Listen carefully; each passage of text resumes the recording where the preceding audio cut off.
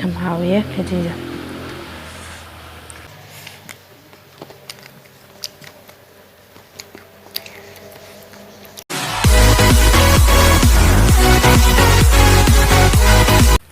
Hi ma'am, ahanbamagtada ma'am pungno po ikong na khurumjari. Ado ma'am ngasidi mukbang oin tawrage. Ngasidi nga kari-kra amta yaudre ngasidi merames oin tawre. Khechri leire.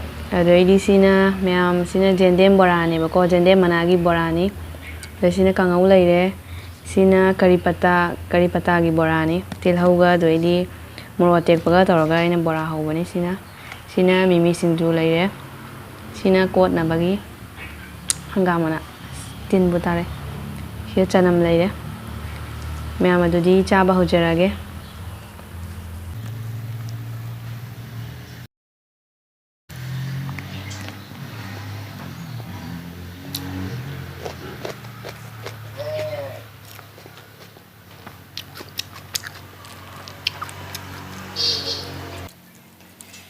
lebuse pasana sumjalaga charage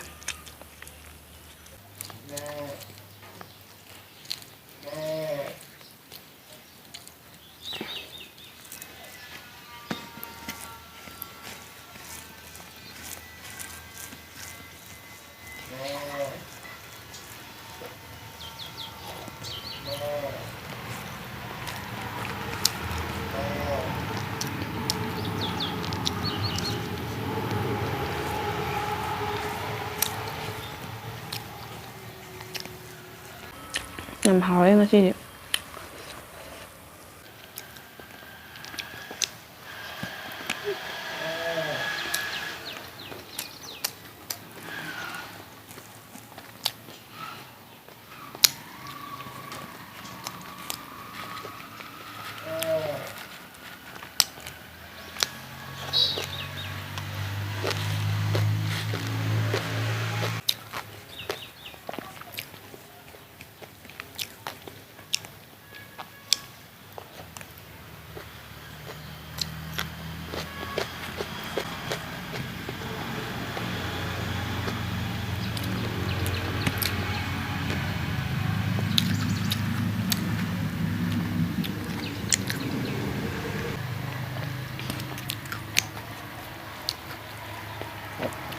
aidi khichi thongba sumana chana mapum hapaga sumana chabase sina yam hawe aidi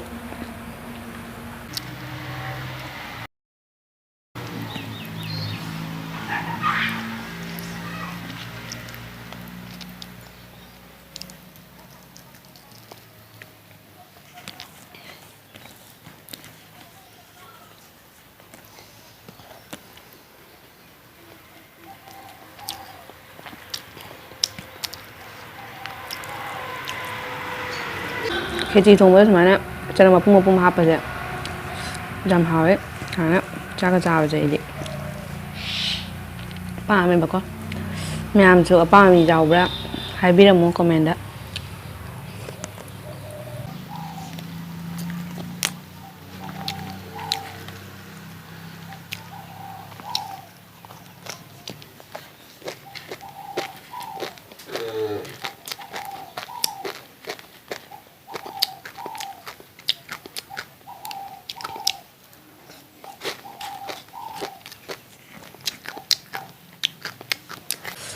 hanggamana sumana kol chabase yam hawe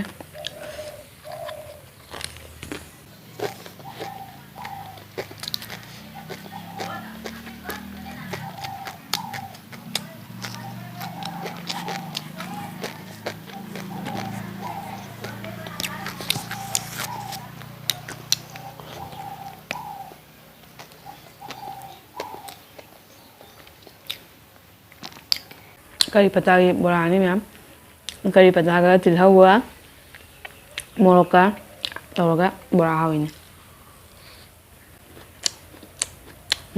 hawe itu am hawe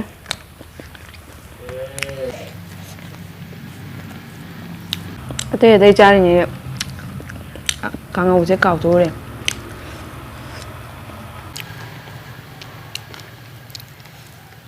aidi mathen yam chabase ꯉꯝꯗꯦꯕ ꯍꯦꯛꯇ ꯑꯃ ꯆꯥꯔꯤꯉꯩꯗ ꯑꯃ ꯍꯦꯛꯇ ꯆꯥꯍꯧꯗꯕ ꯑꯗꯨꯃꯥꯏꯅ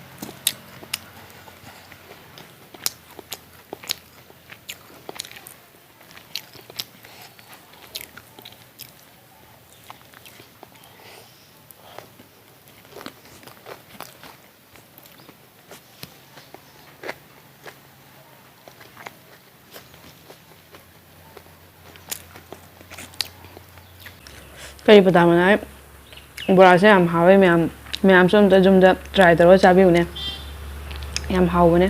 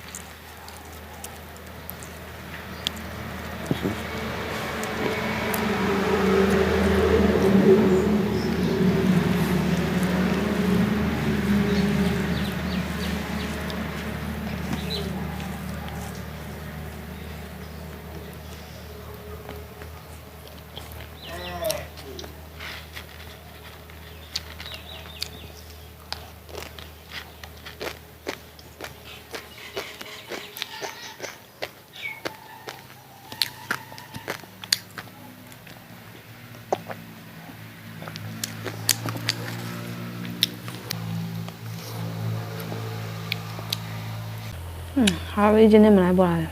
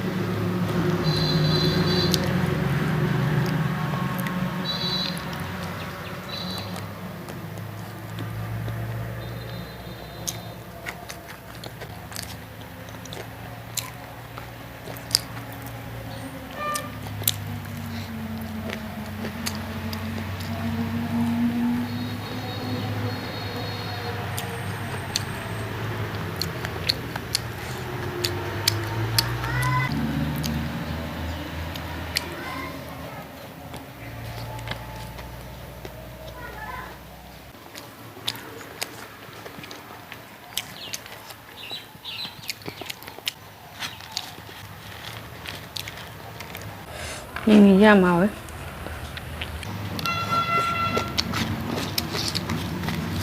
Đây không rất là gà thua. Da màu ấy.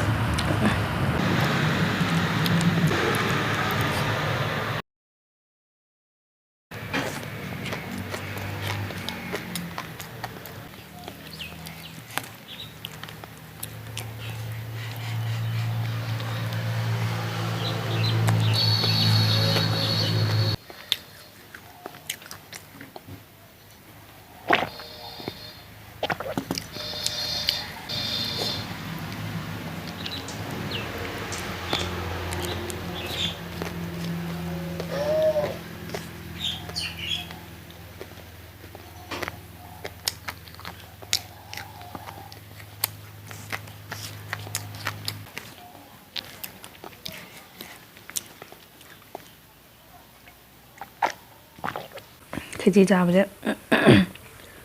가나오세요. 강미는 식냐면 식냐 자리는 식냐도 탁래요.